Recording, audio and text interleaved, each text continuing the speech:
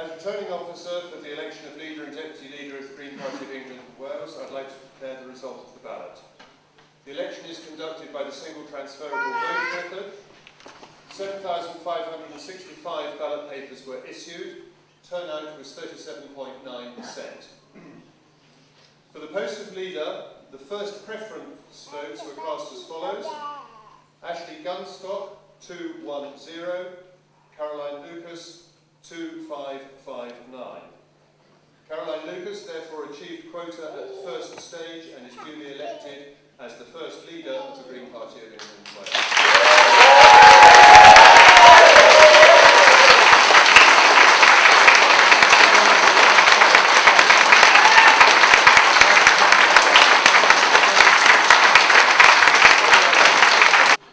Well, thank you very, very much, Roger, for being such a wonderful electoral returning officer. Thank you to the Election Reform Society for all of their incredibly professional work. Thank you to Ashley for your campaign. And more than anything, thank you to all of you for giving your confidence and support in me. It really is an enormous honour and responsibility. And I believe that we live in extremely exciting times, but there is such a vacuum of the mainstream parties in Britain today that provides an amazing opportunity for this party, for a party that genuinely stands for social and environmental justice. More and more people are ready to vote for us, and we need to be ready to provide them with the candidates and the party that they deserve. I believe that a generation from now, and probably even sooner, people will look back to this time angry and bewildered that none of the three main parties had the courage or the vision to tackle the real issues of the day: the accelerating climate crisis, the Victorian levels of inequality.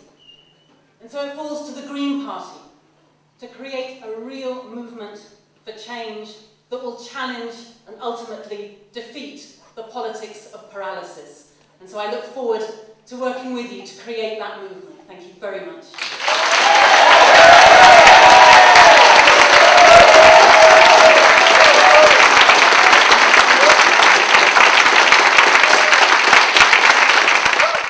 I'm proud to be elected as the first ever deputy leader of the Green Party, and I'll do my best to represent all of you, whether you voted for me in this election or not. When I first joined the party 10.5 years ago, I didn't expect at all to be standing here today. I've been concentrating the last 10 years on building up Norwich Green Party to be the first local party in the country to become the second local party, second biggest party on the local council. But it's not just happening in Norwich, it's not just happening in Brighton and Lewisham. We're getting Green councils elected in more and more parts of the country. We need to see more of that. We need to see more MEPs elected at the European elections next year.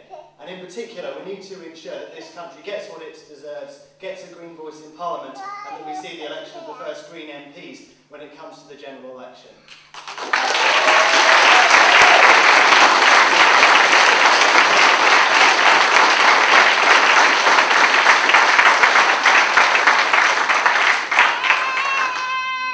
Caroline and I have been working hard to achieve that. It's the whole of the new Green Party executive, every member in this room, and we'll be calling on the wider Green movement to engage in that process as well.